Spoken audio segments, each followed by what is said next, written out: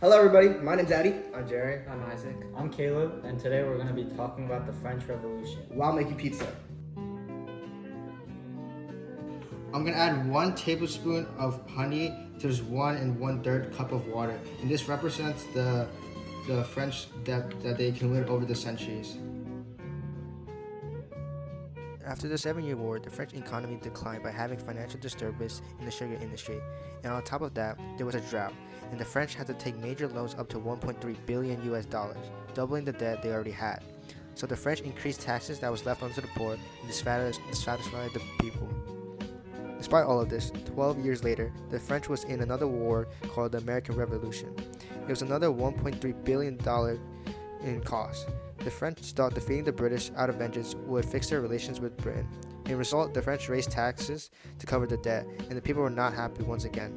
As a result, the people rose to revolt against the French, and it sparked the French Revolution. I'm going to be adding 2 teaspoons of yeast, which represents the Enlightenment ideas that helped pave the way for the French Revolution.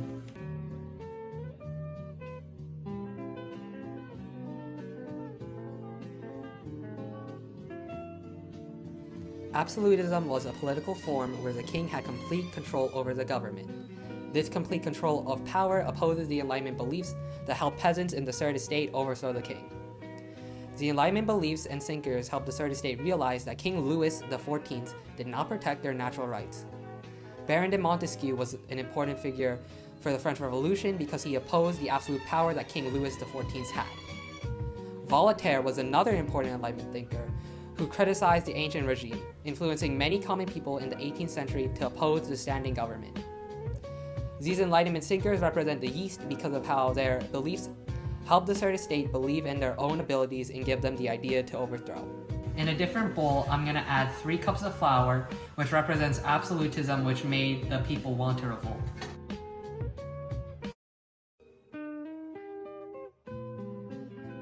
Now I'm going to add 2 tablespoons of oil, which represents the social inequality. The third estate overthrew because of their lower position on the social ladder. At the time, France was split into 3 estates: the clergy, the nobles, and the peasants. The third estate was the lowest position, with the majority of France being a part of this grouping. Even with this majority, each estate only had 1 vote.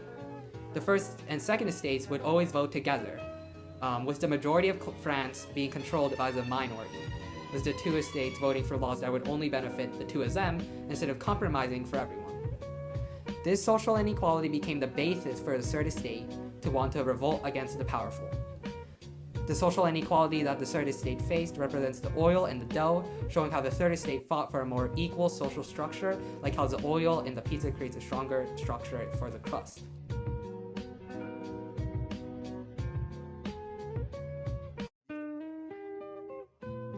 Dough is rested for an hour and a half, and now I'm going to add tomato sauce to represent King Louis XVI's rule during the French Revolution.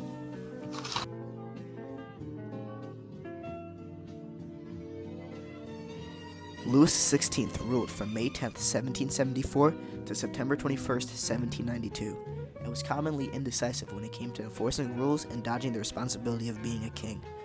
This became evident when in 1789, Louis XVI made a move seen by many as a lazy evasion of royal duties and summoned the Estates General, a purely advisory committee which had not been summoned for 175 years prior.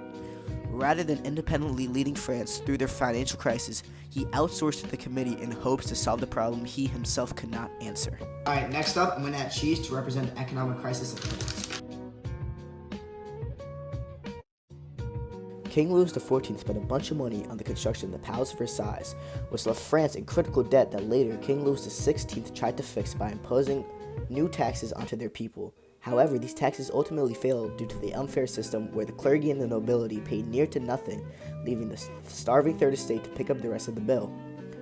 By keeping heavy taxes on basic needs, shown by the gabel, the salt tax, and using corrupt tax farmers to forcibly collect money from the non-wealthy, King Louis XVI's tax policies he opposed to try and help the French economy realistically plunged them into deeper poverty and was one of the primary sparkings of the French Revolution. Okay, so now we have our 3 toppings. Pepperoni, representing the bread shortages that took place in France. Onions, representing the National Assembly. and basil, which represents the tennis court oath. First, I'm gonna add the pepperoni.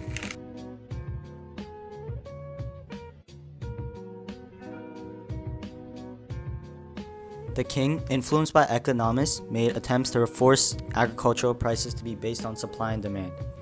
This, alongside the bad harvest, started what is known as the Flour War. The Flour War took place in April to May of 1775 and was a series of over 300 riots acting as protests to pillage grain in just 3 weeks. The low supply was not the only factor in bread prices rising. France's population was also growing immensely during the 18th century. Another event was the Great Fear, when peasants came up with ideas that put them to fear. The leading conspiracy was that the nobles were causing this bread shortage and were trying to starve the common people. The bread shortages in France were one of the main reasons for the revolution, as it led to rebellions both before and after the revolution started. Alright, now I'm going to add the onions, which again, it represents the formation of the National Assembly. This was a big one, and this, alongside the storming of the Bastille, which I'll talk about later, marked the start of the French Revolution. It was on June 17, 1789. The formation of the National Assembly took place after the Estates General. The Estates General essentially failed and left the Third Estate angry because the Third Estate, 97% of the population, had only one vote. The other two estates had one vote as well. However, the First and Second Estates both took interest in the same decisions, so the Third Estate's vote would be deemed useless. This was the cherry on top for them, the last straw. So the Third Estate went off on their own and decided they're no longer a part of the Estates General, removing their title of the Third Estate. Some clergies and noblemen also joined them, and altogether, they declared themselves the National Assembly, or the representation of all of France. Okay, now I'm going to add the basil.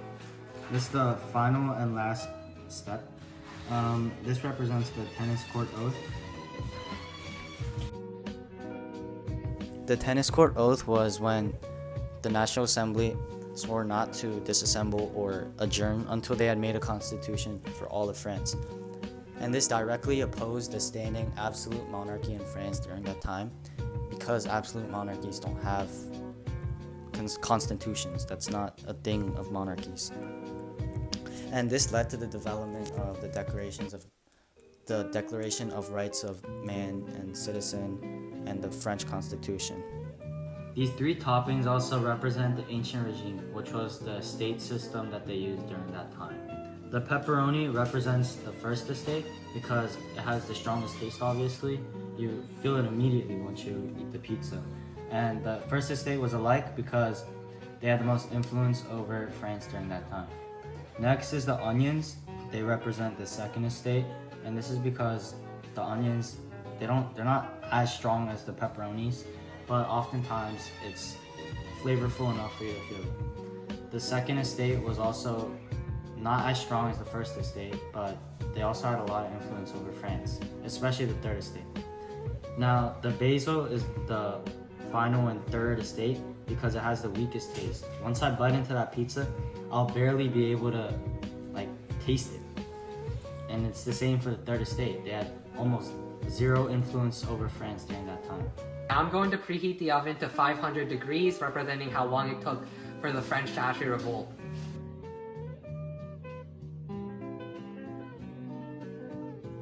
Okay, now I'm gonna put it in the oven now.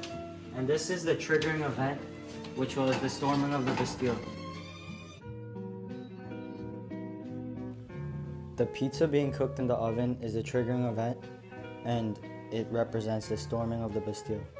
It all began with the formation of the National Assembly, which Louis XVI did not seem to oppose at first. However, when the National Assembly was at the Versailles, he brought troops. This inflicted fear within the National Assembly. Now they desired weapons and gunpowder to fight back and protect themselves. This led to the storming of the Bastille taking place on July 14, 1789. The National Assembly succeeded in overtaking the Bastille, marking the first victory of the common people and the first step in overthrowing the corrupt government. I'm adding pepper flakes now, and this represents the chaos that took place during the French Revolution. These pepper flakes symbolize the chaos of the French Revolution. The events that took place were very spicy and violent. It was a complete bloodbath and is considered one of the most violent periods of time in the history of Europe. And the revolution even ended with Louis XVI being executed. Very violent.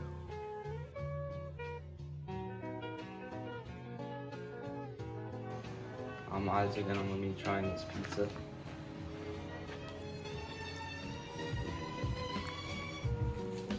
Rate it out of 10. 7.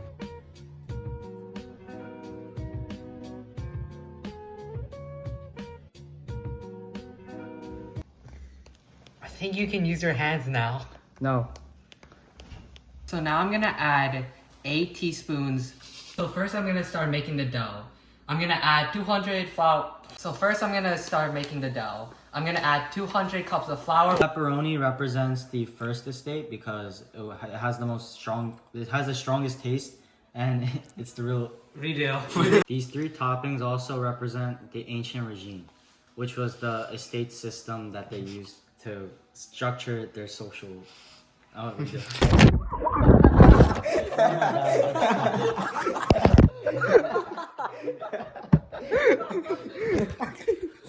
Wait,